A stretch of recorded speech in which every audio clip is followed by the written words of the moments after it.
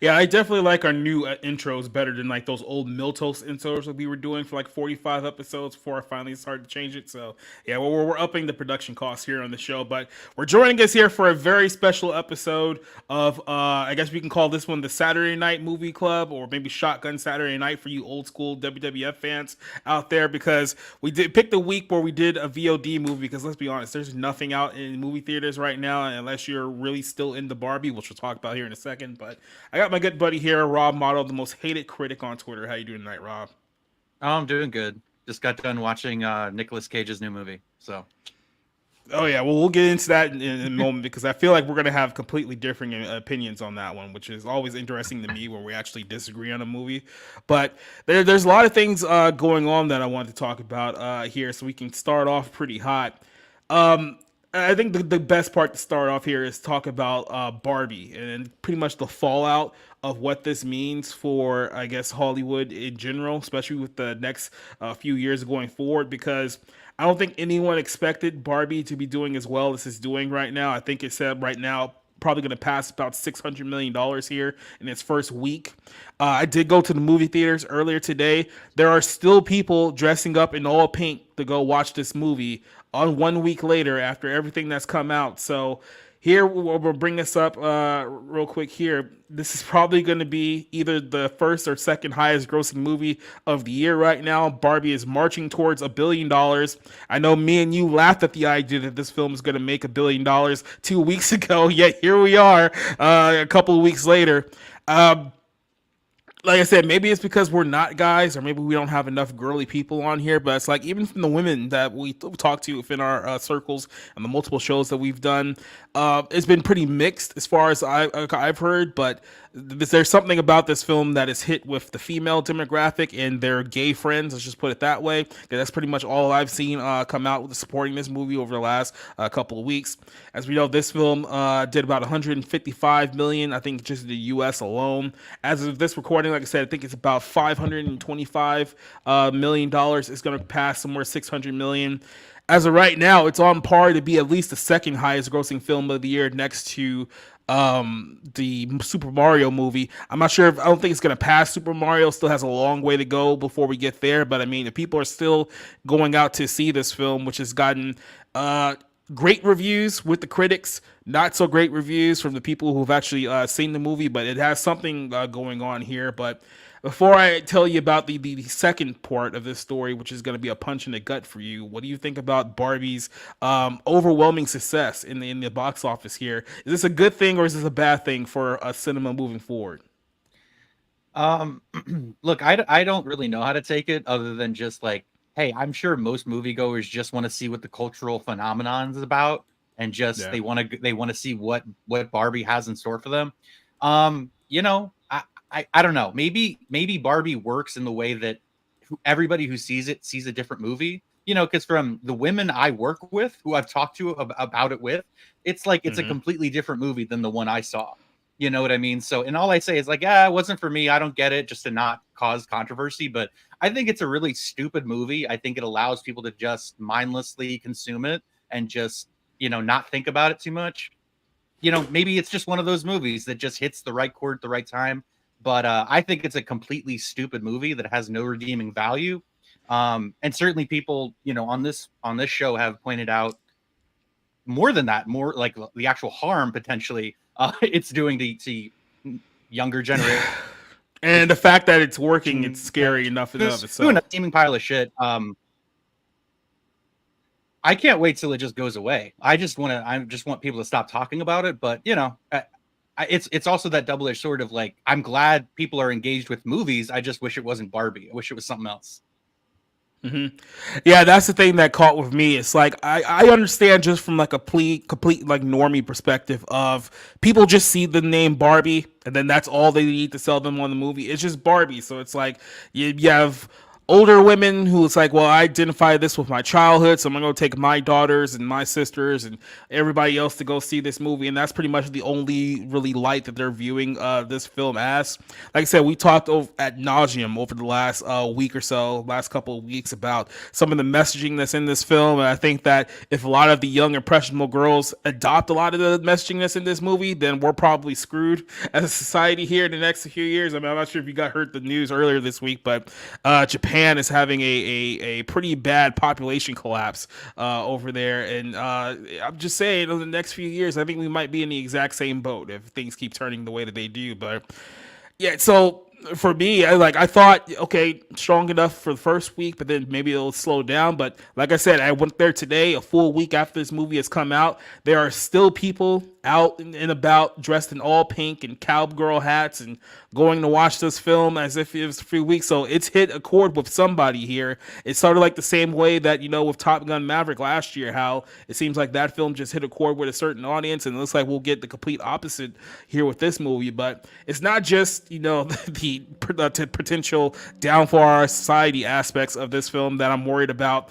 It's the downfall of Hollywood, because on the pretty much the announcement of how well this film is doing in the box office right now, did you happen to know that there is now, I'm not even making this number up, 45 Mattel films that are currently in production right now for the future? So Mattel, based on the success of this movie, has decided that we're going to pull a Marvel and we're going to create our own cinematic universe with every single toy and property we have under our umbrella right now. And I'll go ahead and bring this up here. Mattel executives on the next Hollywood moves, Barney, Polly Pocket, and Barbie sequels are all in development now with the success of this film. I'm gonna read you some of the films that are in development now. Like I said, these are only in development. They might not see the light of day, but like I said, I think with the success that this film is having, is going to it's going to encourage a lot of these studios that have absolutely nothing creatively to offer to be like, you know what, this is going to be our next big thing. So Barney, there's a Barney movie coming out. I don't know exactly when, but it's going to be David Kaluuya. He's going to be the producer of this film. This is going to be a A24 type Barney movie. So that's exactly what we need. Barney that's hyper realistic and overwhelmingly pretentious for a film. Who else they say is supposed to be attached to this one? There's going to be a lot of references to Seth MacFarlane in this movie. Like, I'm already dreading this one, but this one is even worse. We have a Polly Pocket movie that is in development, starring Lily Collins and written and directed by Lena Dunham. I don't know why she still has a job in Hollywood, but she does, and she's going to be doing a Polly Pocket movie. So if you thought the Barbie movie was a creative void of nothingness, you can only imagine what this film's going to be, and that's where we're going over there. We have a Hot Wheels movie with J.J. Abrams in development. He's going to be the producer of this film, and apparently this movie is supposed to be grounded and gritty. So yes, a gritty Hot Wheels film. So was this going to be like Fast and Furious 11? Is that what you guys are going to try to do here? A slightly younger Fast and Furious. Speaking of Fast and Furious, Vin Diesel is working on a Rock'em Sock'em Robots, written by Ryan Eagle, who's is going to be mixing in a lot of the Fast and Furious, rub on this movie. It gets worse. We have an American Girl, a movie which is supposed to be a family comedy based on the world of dolls that have experiences that Mattel will help girls grow in confidence and develop character, which I can only imagine what that entails. We also have a Magic 8 Ball film, which is going to be a PG-13 thriller movie. We have Masters of the Universe, which means that we're going to get yet another He-Man movie, as if we haven't gotten enough of those. We have Major Mason. This is going to be a Tom Hanks movie about an astronaut figure in the 1960s who works and lives on the moon. Yes, Uno. We're getting an Uno movie as well. We have a Wishbone movie in development. We have a Matchbox movie in development. Thomas and Friends in development. Viewmaster. I don't even know how you make a movie out of Viewmaster. And this is one that we mocked. We heard the news earlier this week. Christmas Balloon. There's a Christmas Balloon movie in development as well. So there you have it. Those are some of the 45 Mattel movies that are in development for the next few years. Where do you want to start with that one, as far as the Mattel cinematic universe that we've now created thanks to Barbie? Yeah, so this is something I've actually been criticizing for 10 years. It's they've done an even worse job of what they were doing 10 years ago. So a big part of intellectual property and franchise movies is merchandising, toys, you know, toys in general, but games, board games, etc. Just you can think of the product, they have it. This started with Star Wars and has only gotten worse, where the considerations that go into the movie are not about making a good movie anymore. It's about how can we sell this in a toy version? How can we monopolize, how can we basically take advantage of every financial aspect? And that has nothing to do with making a good movie. That's going to go into the profit line, the ultimate, and end all be all money that's made from this product. And so I think it's disgusting. I think it's like you're commodifying an artistic process to the point where the movie doesn't even matter anymore. Like, you can name all of these toys. I didn't know all of these products were owned by Mattel, but it's just like you can insert an actor into this, and he's a Matchbox car racer or a Hot Wheels racer, or they're Polly Pocket, and it's like it doesn't matter. It's, hey, we have an established brand, an established identity. Let's sell it in a movie because we can't come up with any original ideas. So, and look, Hollywood has been out of original ideas since the 1920s. The amount of remakes, the amount of adaptations is astounding. Like, I just found out the other day, Mighty Joe Young, this movie about that big gorilla from the 90s, is a fucking remake from the 1950s. So Hollywood has always been an unoriginal place, but they actually used to try. Now, by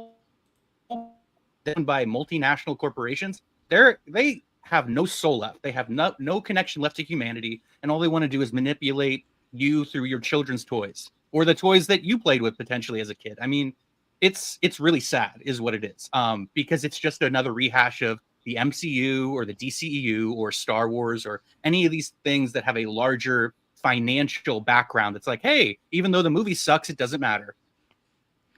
I've been doing this professionally now for over 7 years, and when I heard the announcement of 45 Mattel movies in development, this was the first week that I've seriously considered quitting movie reviews. Like, that's how close I have gotten to the edge at this point. And we can talk about it here in just like a little bit, because a lot of these studios, thanks to the writer's strike and the actor's strike, are pushing their films back to 2024, which means that a lot of these big movies that are coming out, supposed to be like Dune, the Marvels, the Hunger Games, a few other movies, they're probably not even going to get released this year, which means that this could very well go down as one of the weakest movie years or film years in quite some time. I guess since the original 2020 shutdown that shut down the theaters. But man, I'm just trying to find something out there that is that kind of keeps me want to keep going. And it's like I do get to the point where I feel like when it comes to the big budget movies, the ones that get all the marketing and like all the press behind it,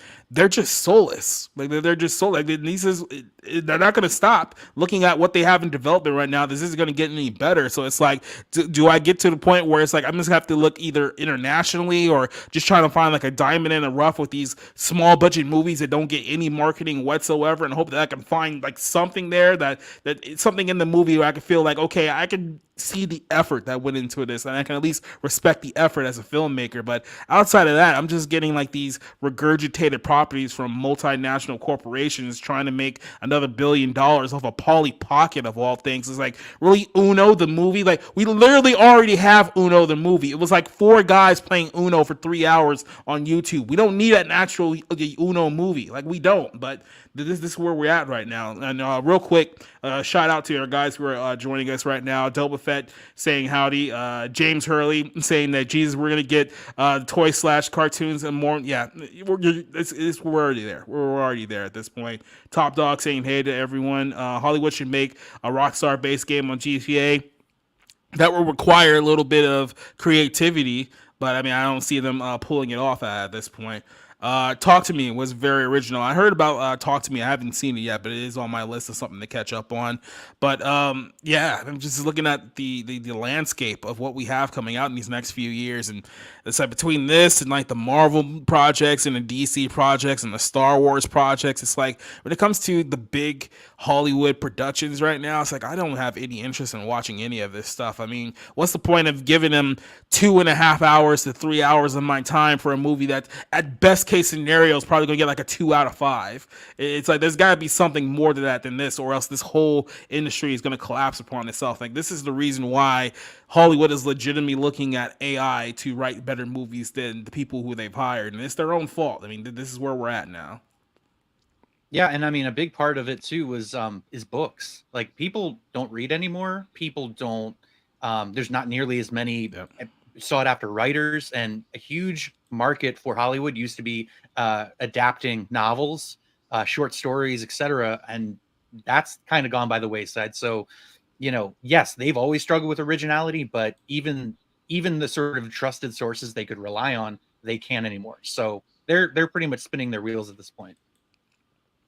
Yeah, man, this is what we are. And I can only hope that things get much better. It's like it's such a weird feeling when you go from such a high like Oppenheimer, where you look at the effort that went into that film, directing wise, acting wise. It's such a great effort from everyone put together, and it's like those are the type of movies that make you feel like, okay, there is a reason why I still do this. Like there is a reason why I go out to see these movies, kind of hoping that I get this more times out of the year than not. But then you just hear like for every Oppenheimer, you basically get 45 Mattel movies, and it just like kills whatever like little bit of joy you got from like watching that one big film. It's like it immediately get swatted back down. But I don't know. Something's going to have to give here in a while. I wonder if Hollywood itself is going to end up collapsing upon the weight of its own misery at this point. But we'll figure it out here in a little bit. Top Dog's asked me if I've seen the Zoe 101 movie. Let me tell you this right now, Top Dog. I gave up watching Nickelodeon at about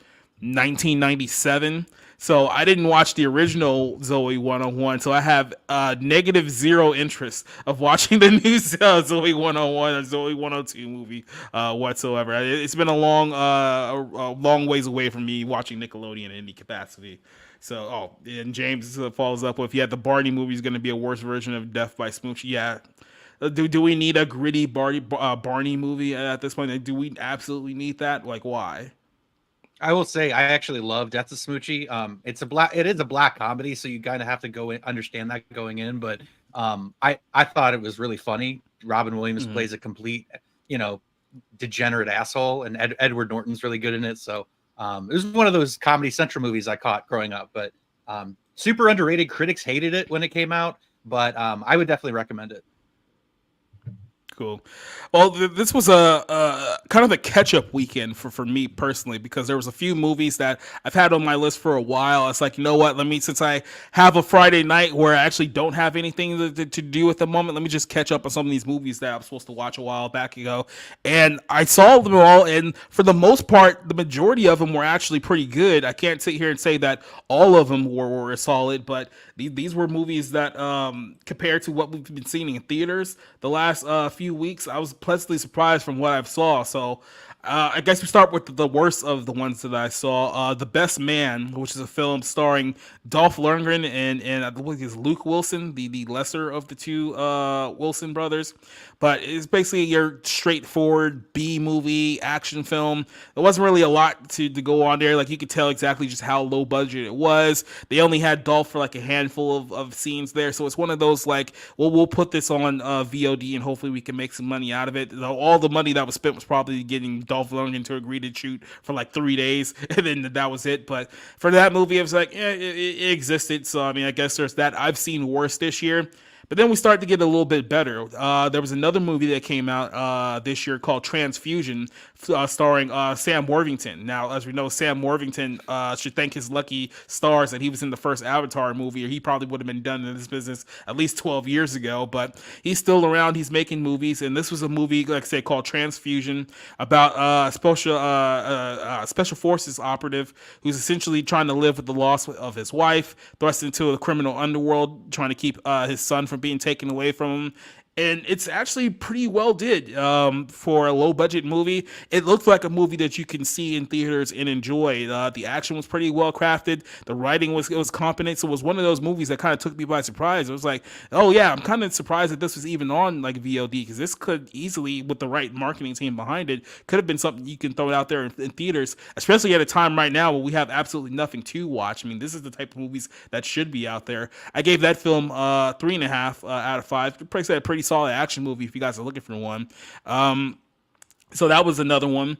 The third movie that I watched this week was a little film called Hidden Strike. Now, if you don't know Hidden Strike, this is a film that's only in the Chinese market. It stars Jackie Chan and John Cena. Now, surprisingly enough, John Cena does not speak Mandarin throughout the course of this film. I thought that was exactly what he was going to do with all the John Cena memes out there right now, but this is basically just kind of a buddy action film between him and Jackie Chan. Like I said, I've seen worse. I can't really say too much there. There are some very laughable scenes throughout the course of this film. Like there's one scene where like a woman gets thrown out of a bus that's moving no less than like 60 miles an hour, and it takes no damage whatsoever. And then literally like lies flat as the bus is like running her over so that she doesn't get killed. That's like, okay, like China, I understand that you guys are very influenced by like 80s action movies, but this is not the right way to do it here at all. So you have to kind of get past the fact that there's a lot of Chinese centric dialogue and action throughout the course of the film, but I figured for one of those movies that are just like, hey, I'll go watch it for a while. It's a solid film. I give it like a 3, like out of 5. Nothing too spectacular there as far as that movie goes. And then the two movies that I watched this weekend that I thought were pretty good. There's one called The Essential Church, which is a John MacArthur movie, basically just talking about how he and a few other churches in the United States and in Canada went to war over the COVID lockdown. So I thought it was a pretty interesting perspective of what they had to deal with during that time. Because I mean, we all lived through like COVID lockdowns. I mean, Rob, you were in Washington, so you know better than anybody else what you had to deal with up there. So pretty good movie. But the movie that really blew me away this weekend, which is one that I was sleeping on for a while, I'm not sure if you ever heard of this, it's a movie called All of the World is Sleeping. It's starring Melissa Barbera, I believe is her name. Yeah, Melissa Barbera, who, if you don't know her, she is the main girl from the last 2 Scream movies, which I absolutely hated. I've hated Scream 5 and Scream 6, which is absolutely just dumb as hell. But she was starring in this movie. I saw the trailer for it. It looked pretty decent. I gave it a shot, and I gotta be honest with you, out of all the movies that we've seen this weekend, or we're going to talk about this weekend, this is probably the best movie of the weekend that I've seen. The setup here is that she's a woman, a young mother living in Los Angeles. She's basically a heroin addict. She's dealing with drugs, dealing with alcohol, whatnot, and she's struggling to get her life together so that she doesn't lose her daughter because she had a meltdown, got locked up as a result, OD'd, and basically Child Protective Services took her kid away from her. So she's on the road to recovery because it's like she doesn't want to lose her kid, but she knows that if she doesn't clean up her act, she's not going to do that. So this is a very straightforward, emotional character study film, which is kind of the films that I actually like really enjoy because if you follow my line of film taste, I like character driven movies, I like story driven movies. I think this is a very strong character driven movie. This also stars Jackie Cruz, if you remember her from Orange is the New Black. Um, yeah, she has a pretty decent side role in this, but the majority of this film is basically watching this character struggle with real life addiction. A lot the same way that we see a lot of people like around these days struggle with the topic of addiction too. I think somebody said that this is probably the closest thing to Requiem to of a Dream that he's seen in like the last several years, which is a pretty strong endorsement of this movie. For me, this is the best thing that I've seen her in, and like I said, I hate the two Scream movies, but outside of Scream, like I haven't had any exposure to her whatsoever. So it's like I know what those movies are just terribly written, so I can't really put all that on the actress here. But she basically has a vehicle where she can control the film herself, be like the emotional attachment here, and she's very good at it. Her performance is very strong, and you really do feel for the character here. It's not like one of those ones where it's like you're trying to manipulate the audience by trying to portray her one way. It's like this is a girl who clearly screws up multiple times, is not deemed perfect like a lot of girls that we see in like portrayed in movies these days. This is one who's like, hey, look, I'm a fuck up, I'm a mess, but I'm really trying to get better here. And I think it's that struggle, that disconnect that we've never really had with modern movies, especially when it pertains to women too. So this was a very fine movie. I gave this one a 4 out of 5, and honestly, as it stands right now, this is probably somewhere in my top 5 best movies that I've seen of the year. So I guess very strong endorsement. Like I said, the movie's called All the World is Sleeping. If you haven't seen that one, that's my best pick of the weekend. But Rob, I'll give you a couple of minutes here to talk about any movies that you've seen over the last few days that caught your eye, since we've kind of in this lull here where there's really nothing coming out. Have you seen anything that you that's really struck your interest? Yeah, I mean, I'll be completely honest with you. I went to see Oppenheimer again, this time in IMAX, and it was even better. So Yeah. I really can't say enough about that movie. It's 3 hours long. You really don't feel it. Yes, the first part of the movie does take a while to kind of get going. And there's some issues I have with it. Certainly, like Killian's Murphy of like the famous line, I am now become death, this destroyer of worlds or whatever, is a Yeah. little like on the nose, and like there's no good way to put it in the movie that doesn't seem unnatural. But it just is legitimately that kind of that kind of place in terms of the storytelling. It's a guy who created something that could end the human race. So Yeah. it's pretty serious. But no, that's a really great movie, and I think I'll probably see it a couple more times before the end of the year, just because it it has the kind of investment that for people that love movies, like it gives you something new every time you go back and watch it. So um and outside of that, there hasn't been much. I watched Open Range, which is a Kevin Costner Western from 2003. It has a lot of love on Twitter. I couldn't quite get into it. Kevin Costner, for whatever reason, just does not come off as authentic. And it's odd because he directed the movie, but everybody else seems like they're in place. But a lot of his dialogue just seems like too antiquated to be like naturally coming out of his mouth. So that stuck out to me. But yeah, there hasn't been a whole lot. I've been a little my movie watching just because I started a new job recently and still getting my schedule together. But I'll definitely get back to it soon. Doesn't it feel great to have responsibility and money for once? Like, isn't that just a generally good feeling? Yeah. No, it's good. It's and listen, it's so bizarre to me how different Pennsylvania is. I Oh had yeah. seven interviews the week I got a job. You know what I mean? Where I was waiting for anybody to call me back out in Washington State. So it's just completely a night and day experience. And I'm pretty sure you're probably making more than heat that in Pennsylvania than you were probably going to be making in Washington anyway. So yeah, it's just a all in Yeah. all good move. East Coast middle class Rob motto here. So Yep. yeah, so those are a few recommendations that I have for you guys as far as new movies out. I know there's still maybe about another 3, 4 movies that I need to catch up on. A couple of them are South Korean movies. I want to check out that Tetris movie too. I think it's on Apple TV. So I got a couple more films to catch up on. Then we can focus on what we have the remaining portion of this year because um with the writer strike and the actor strike knocking off a lot of these films here, like it was already a weak lineup to begin with, and then it's got to a point well now they've taken some of those movies out of that weekend. It's like we're literally gonna have nothing to review like this week. Like I can't even like force you guys to like review something bad just for the hell of it. So it's like we might just do like a movie night for a couple of those nights now, and we'll have to see how the rest of the cards fall. I mean, they're talking about moving the Marvels again. This is a film that was supposed to come out in July of 2022. Here we are, supposed to be out now in November 2023, and they're talking about moving it for a sixth time in the last 2 years. So it's like it's a mess in Hollywood. So look, if I can find something that's low budget and kind of under the radar, I'd much rather spend my time watching that one than whatever the big studios are doing here at the moment. But here we're talking about our film of the night tonight, which is a little movie called Sympathy for the Devil. I saw this trailer a few weeks back, and it looked very interesting to me. I thought that this would at least get maybe like a limited release or something like that, but apparently this was a straight to VOD release here. Kind of surprised after watching this film how it didn't get a major release. I think this is the weekend that was supposed to. I think the Marvels was supposed to come out this weekend, and because they moved it again, that it's just kind of like left open a void. So I don't know if they had known that film wasn't going to come out, if they had planned it a little bit better, but this is end up what we're getting here. So this is a film that's supposed to be a psychological thriller, and it focuses really on two unnamed characters. You have Nicolas Cage, who's obviously in the movie playing the passenger, and then you have Joel Kinnaman, who plays the driver in this movie. So the setup here is very, very straightforward. You have the driver.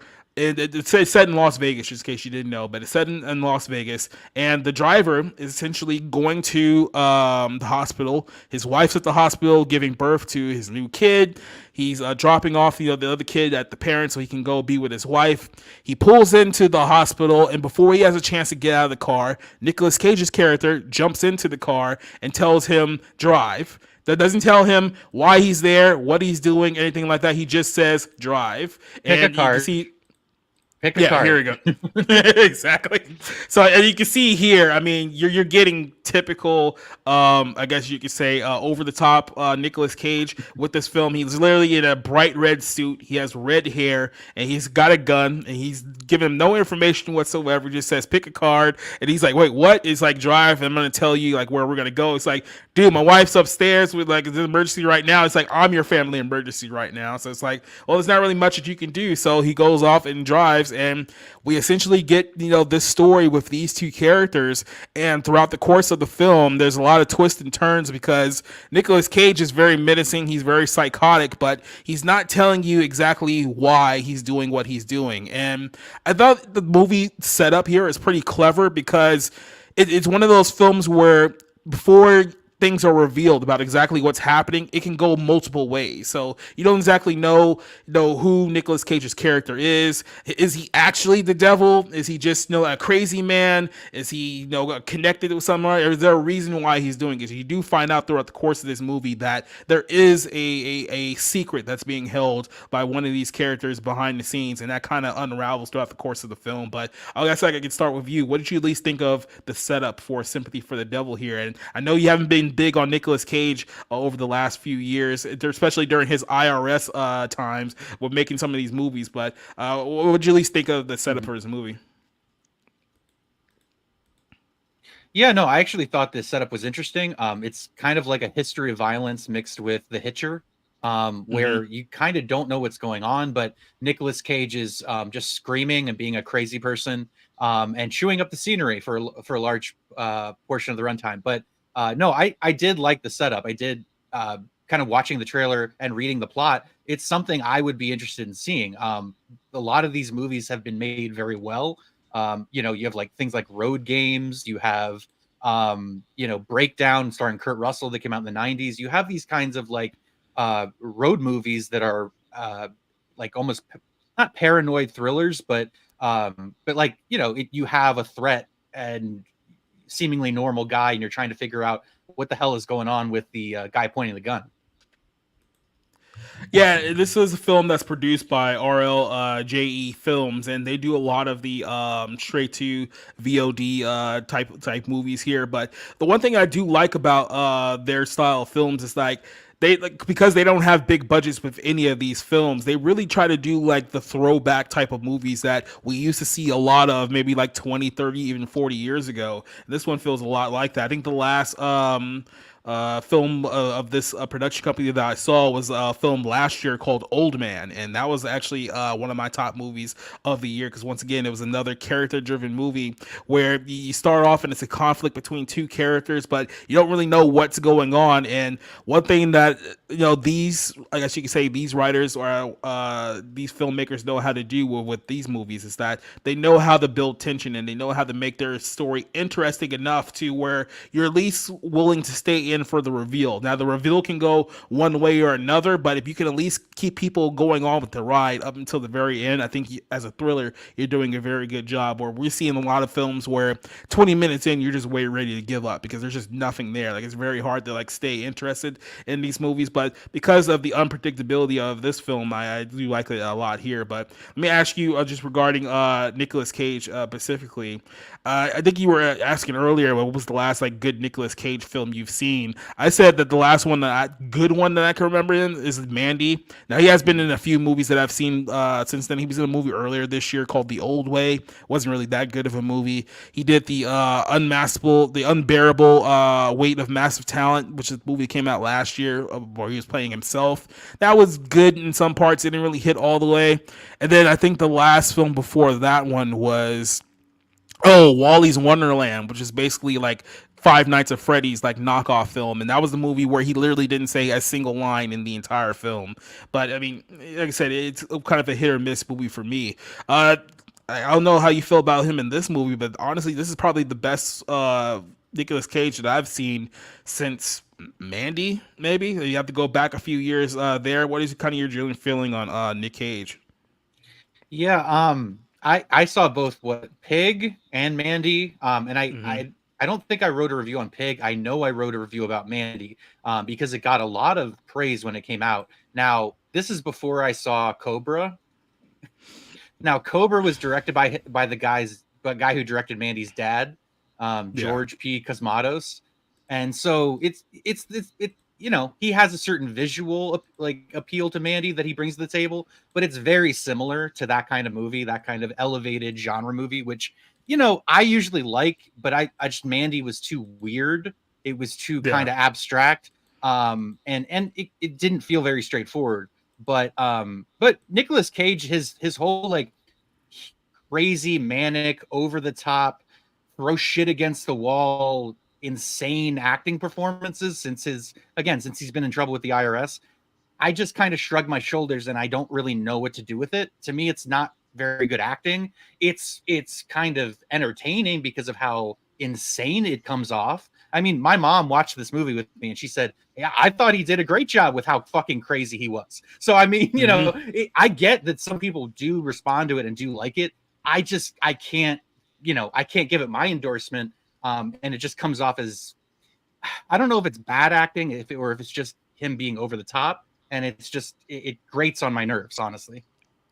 Yeah, I've seen over the top Nicolas Cage in a number of occasions, and I do agree. Like, it doesn't work for every film, but I think what makes this one different than a lot of his other films is that the situation that it's in, where he, like I said, he is just kind of crazy and unpredictable, which makes him dangerous because, like I said, you don't know if this is just a crazy guy who just decided to jump into a cab and take this guy on a joyride because he does have a gun on him at all times. He does show throughout the course of the film like he is willing to use it. Like, he's not bluffing by any of the stuff that he says here, which is like one of the things that I liked about it. It was like, yeah, like I said, you're still trying to figure out like is this guy, crazy? Is there something more sinister going on here? Because during the early portions of this movie, like the part where he like talks to like him and the cop, he gets like pulled over and he's like arguing with the cop. It's like, can you just tell me why we got pulled over? It's like, why I got to be such a dick about everything? And right before he shoots him, he was like, get behind me, Satan. And then you can tell like Joel's character's like, wait, what? Then he literally shoots the guy like in the head. And he was like, what the hell did you do that for? Right. So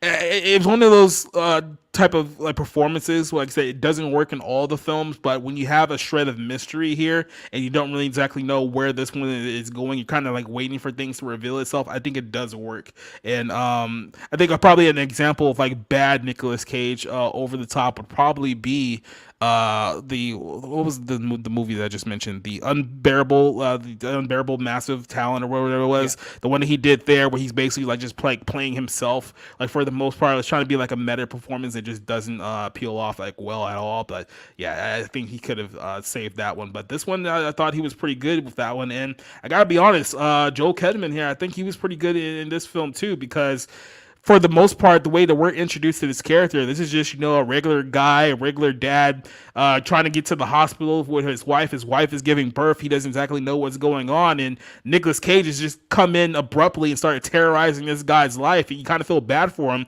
at least in the first like few minutes, until it's like, well, I mean, is there a reason why Nicolas Cage is doing this to you? Like, is there some kind of history between you guys that you don't know, that we don't know about? Like, should we feel bad for this guy? I think he does a pretty good job in this film as well. What do you think of Joel's performance here? Well, and look, I think Joel Kinnaman's fine. I've never really bought him as an actor. He's been in a lot of things I've seen. He's fine. He was in this movie the other that I watched the last weekend called The Informer. It's on Netflix. And it was pretty good. Seen that one. Where he's like kind of caught in between the FBI and the cartel that he was supposed to infiltrate. So I think he's a passable actor. I think he works in this role. The problem that I have mostly with the movie is how it's structured. Okay, because I think there's an interesting movie in here. I think inherently it's a revenge thriller, which, if you haven't seen it, you'll figure out what's going on. But it's the way the information is sort of passed on between the two men. It's all through expositional dialogue. And so you find information out kind of past, at least for me, past the point where I was caring, because Nicolas Cage just acts like a crazy asshole for the first out, like mostly for the first hour of this movie. And so I'm kind of holding on, waiting to be like, okay, what's going on here? What is this? And it kind of lost me, honestly. So I do think there's a really interesting movie in here. It's just the way the information itself was presented and the scenes that preceded, basically the twist. And I get why, because you don't want to have it too early, because then you have nowhere to go. So I think this movie kind of plays the seesaw of like, we want to keep them interested but not give too much away. And it's tricky to find that balance. Yeah, and especially with like a shorter movie like this one, because this is a movie that was only about 90 minutes. I think with the end credits like a little bit like shorter than that. So you have to kind of find a way, like I said, a good balance of keeping the audience entertained like throughout. And when we get to like the scene right here, so we get to a part where after they shoot a cop, they go to like a diner, and this is where you really start getting information about what exactly here is going on. And essentially Nicolas Cage's character accuses Joel here of not being who he says he is, right? But it's done in a way where it's like, okay, do these two have history? Does he legitimately believe that he's a guy that he's not? Or is there something else like going on here? Because like you say, you're talking about a movie that's called Sympathy for the Devil. You have Nicolas Cage wearing this bright red suit and like the bright red hair. So you think to yourself in a little bit, it's like, is he supposed to be like the actual devil? Is he trying to get him to like confess his sins? Like, is there something like going on here? So I guess for me, it's like, if you're gonna do like a thriller like this, especially like sort of a mystery, you kind of have to like keep some of the options open. That way, when you actually get to the reveal, you can kind of like go for it. Because there's also movies out there that I've watched where it just hasn't been very good, and it's like, look, you're at the point now where it's like, if the reveal of this movie isn't good, then I'm probably gonna bail on this whole thing altogether. But I think because you do have somewhat two strong actors here who could play well off of each other. Like I said, this movie pretty much lives and dies with them. Like they're the only two marquee names in this film. Everyone else is pretty much, I want to say a low rent because that seems a little insulting, but I mean, there's nobody of note here in this film outside of these two, so they really have to carry the film with their performance and with their dynamic here. And I think when they get to the scene where they're at the diner and that's where everything kind of blows up, because he tells them that, look, if you don't tell me the truth, I'm pretty much going to kill everyone like in this diner. So you tell me exactly, what you done. And like Joel's character is like, I don't know what you're talking about. Yeah, you got the wrong guy. So it's like we're getting to this point where it's like, okay, is this guy like seriously like lying, or even with the kid with Nicolas Cage, he starts going around like opening fire on people. You start thinking to yourself, is he really gonna kill everyone here? It gets to a point where you start wondering, is there a good guy like in this movie, or is this everyone bad? And like I said, I think those type of story elements that I found intriguing for me, because like I said, I could sit there and watch a movie for like an hour where it's like there's nothing for me to bite into here. But when you have like these intimate, I want to call it a bottle film because it's not really a bottle film. Like there's like multiple scenes here, but that's not like a whole bunch of like sets and like a lot of flair to this movie. So I kind of like that low budget aspect where it's like, hey, look, we don't really have much, but we have two guys here that I think can carry a movie with a limited story and a limited budget. So there's certain aspects to that I kind of endear for me here. But there was one quick little point that I had on. Oh, I just dropped it there. Oh yeah, so let's get to I guess the scene like at the diner where he's basically arguing with like the waitress if he can get like a tuna melt. And I think they only have it like mozzarella. He's like he wants cheddar, With but he's cheddar, like, yeah. but he's the chef is like adamant about no substitutions and stuff like that. So I think this was probably like the scene where you could probably get lost a little bit, because it was when he really starts going to like over the top Nicolas Cage, and like I said, that's where you can kind of like get lost very very easily. There, did you feel the same way here? Okay, and the thing he starts talking to Joel Kinnaman in the car about, like his Mister Mucus. Like Yeah, he was talking about like when he was a kid, whenever he would get sick, it was because of Mr. Mucus. He would yeah, imagine this like this imaginary character, and I'm like, what? Okay, I know Nicolas Cage was a producer on this. I would not be surprised if he just ad libbed half of his fucking dialogue, because I I honestly would be surprised if someone sat down and wrote the words that come out of his mouth. He is so off the wall insane in this fucking movie, and I wish it was a positive, but for me it was just annoying. So hmm like I wish I could have stuck with it a little longer, because again it does get to an interesting point in the story where it's like, oh shit, there is something more here. There is a reason why Nicolas Cage is doing all this shit. I can't defend it. It's still immoral as hell and fucked up and crazy, but at least there's a reason. yeah. At least you can see that motivation. Yeah, there is a reveal to be had here, and I don't want to go ahead and spoil it for you guys, just in case you do want to go ahead and watch it here. But like I said, you do start figuring out that not only just Cage's character, but like I said, Joel's character is not how they present it here. And when you do kind of get that reveal, it's like, yeah, I mean, okay, I get it. I mean, he definitely has a reason to be like pretty pissed off given all the things that happened here. But like I said, when you've killed multiple innocent people throughout the beginning here, I mean, Cage in this film basically just shoots people for being a dick. And like the one person he didn't kill was the only one who at least admitted that they were a dick. So it was like, yeah, I can't even get like any fun of like killing this person here. But like, so you do get to a point where you do finally get the reveal and everything starts to play into place here. And I just want to jump over quick to I guess the ending of this movie, because you get the reveal and you understand, why both these characters are doing what they did and why everything like led to this point here.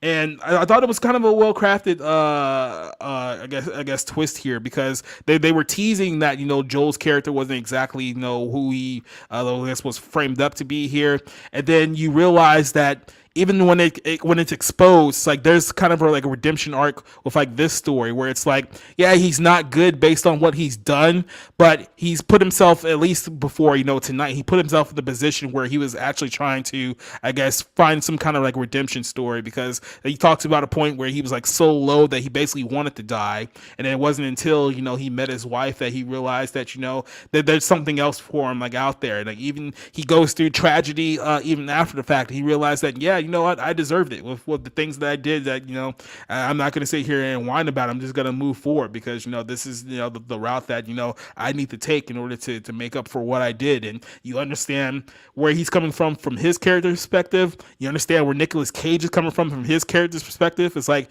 it's two guys where it's like it's and you talked about this like before, where it's not completely black and white. There's an area of gray for both characters here, but it's done in a way where it's not like insulting. Like you understand like both of their positions, and it's like it's not it's black and white. Oh, this guy's bad or this guy's evil. It's like no, they're both really just really screwed up people who have been dealt really crappy cards, trying to figure out some kind of way to make the best of what has happened to him. And it's like you do kind of at least sympathize with the characters towards the end of the movie there. So the fact that was done well, the way that it was perceived by me, I actually liked the kind of the ending and the reveal. Where did you think of it from your perspective?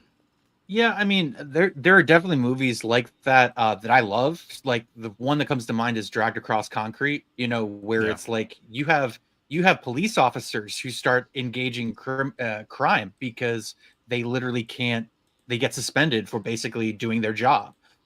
So and it's Yeah. it is this kind of gray area where they're trying to provide for their families, but it's also like you're caught basically betraying the oath you swore to uphold as a police officer. So, and I love that stuff. I love those sort of moral gray areas and those challenging things that are like, what would you do?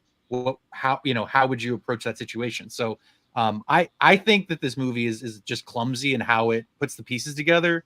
But I do think that there is something there to attached to like to see the through line of what they were trying to do in terms of the storytelling, in terms of the characters.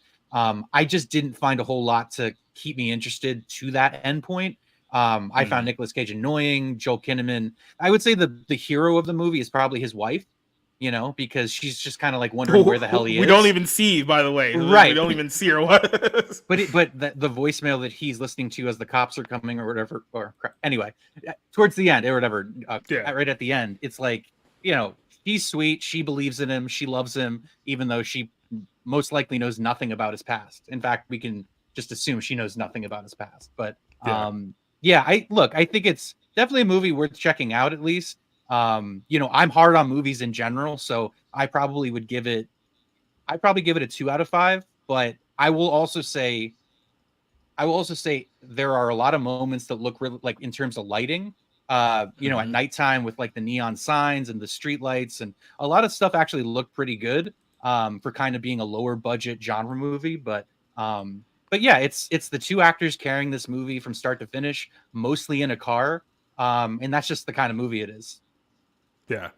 And maybe I'm just a sucker for these type of movies, because like there's been a number of why I like to call them is like more bare bones movies, where if you look at, say, something like a Disney movie, for example, especially modern Disney, where they put like $300 million behind the budget and it's like blue screen and all this over the top stuff. Half of it doesn't even look real. They blow all the money on visual effects and acting, and then it's just a mediocre movie. Then you get something like this that cuts all of that down to the bare bones, where it's like it's literally just two guys on the camera. Essentially, what you're doing here, you make up your sets the best way that you can with the limited budget that you can, and you just hope that the dynamic and the chemistry between the two actors here carries the film. Because, like I said, this is one of these type of films where you have to have two strong characters, you have to have two strong actors, and you have to have at least a good enough dialogue to keep people interested excuse me, to keep people interested throughout the film here. And I think this one achieves a bunch of that.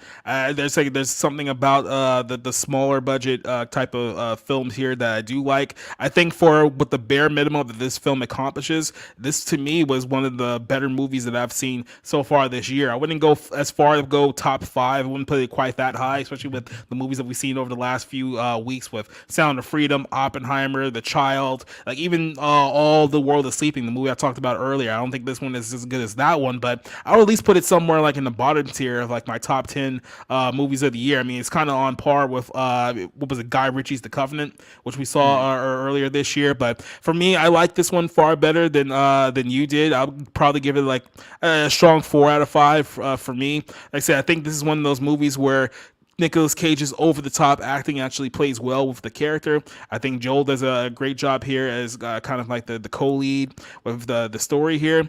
And like I said, it's not a whole lot. It's like I said, it's not a long movie, so you don't expect like too much crazy action. This is one if you really appreciate character, if you really appreciate dialogue and kind of the story progression and even like the reveal like towards the end, I think this is a movie that you'll strongly like.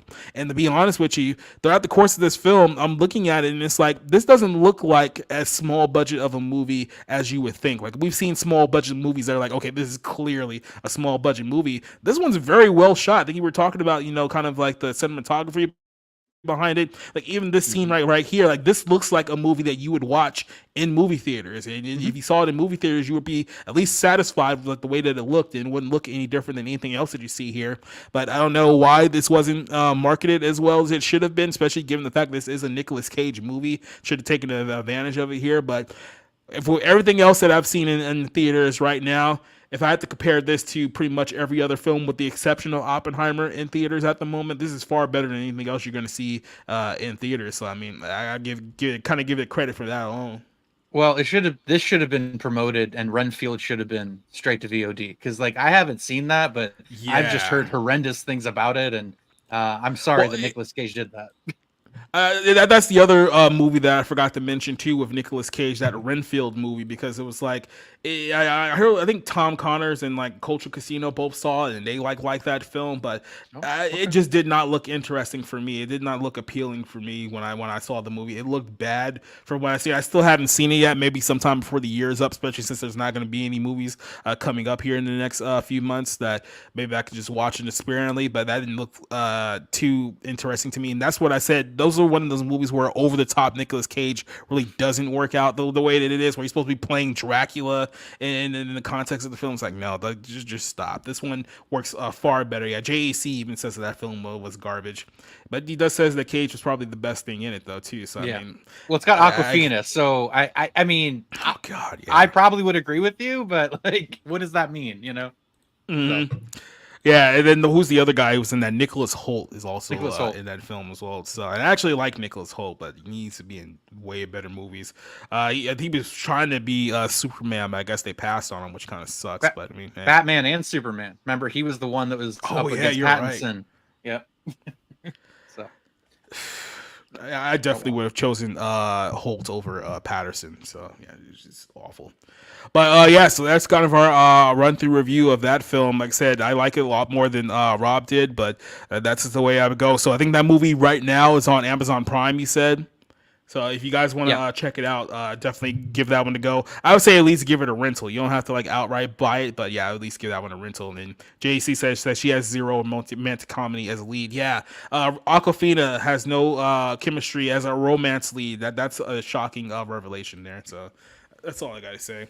But yeah, so this was kind of a short in and out episode of us just talking about kind of the movies of the day. And like I said, when we kind of get back into the groove of like these bigger movies, we'll definitely have a lot more beat to talk about here. But it's just kind of we're in the lull right now. Unless you want us to talk about Barbie for a second consecutive week, there's not a whole much more we can do here. But next week, our movie of the week, we're gonna be back on Friday nights starting next week. So next week, our movie of the week is The Meg 2. 2, the Chinese version. And there's a lot that I want to talk about with that film coming up as well. But that's going to be our movie of the week next week. And then in 2 weeks, we'll be doing Heart of Stone, the Gal Gadot film, as well on Netflix. So we got some interesting topics to talk about here in the next couple of weeks.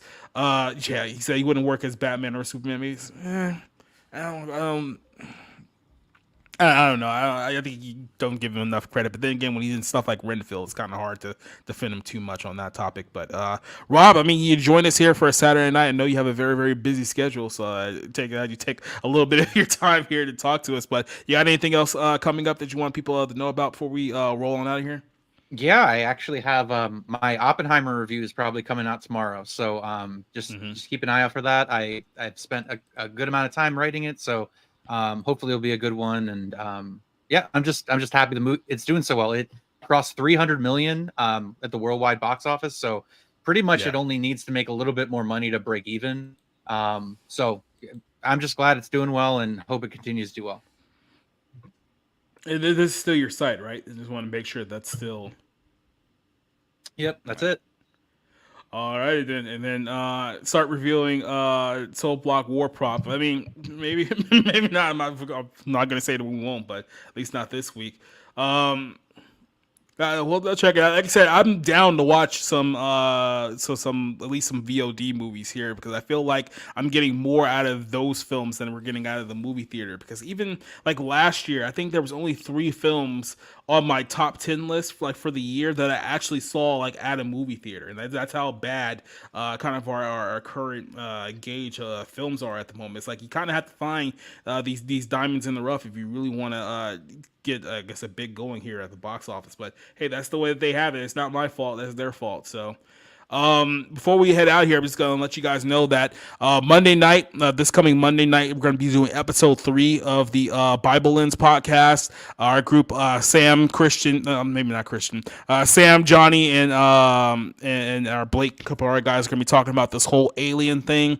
I know Scott's going to be talking about it on his stream later tonight, but we're going to talk about whether these are really truly aliens and UFOs, or this is just preparing us for the next deception that we're going to be, the next psyop. Let's just put it that way, that we're going to be experiencing here in the coming months and years. So that we talk about on Monday night. Tuesday night, we're going to be doing Barroom Podcast episode 59. Basically, we're going to find the top 5 stories of the week, talk about those. And then, like I said, next Friday night, we'll be back on a Friday night next week. We'll be talking about the Meg 2, myself, Rob, maybe Rick, and a few others as well. So until then, thank everyone who joined us here for this stream here on Rumble, on Twitch tonight. Give a quick little shout out to everyone who's joined us here in the chat. Doba Fett, James Hurley, Top Dog, Mari Parker, Cold Classic Cage, JEC, Shifter, all you guys who have joined us here for this show. So we got a new outro. I spent a little bit of time working on the outro here tonight. The last one we did on Tuesday night, I didn't really like the way that it flowed. I think this one flows a lot better. So we'll see you guys hopefully on Monday, if not on Tuesday. Adios. Goodbye. Wave. When I stop coughing, then I'll play the outro button. So let's do that again. It's over. Go home. Get the hell out! Get out! Get out! Get out! Okay. Get out! Get out! You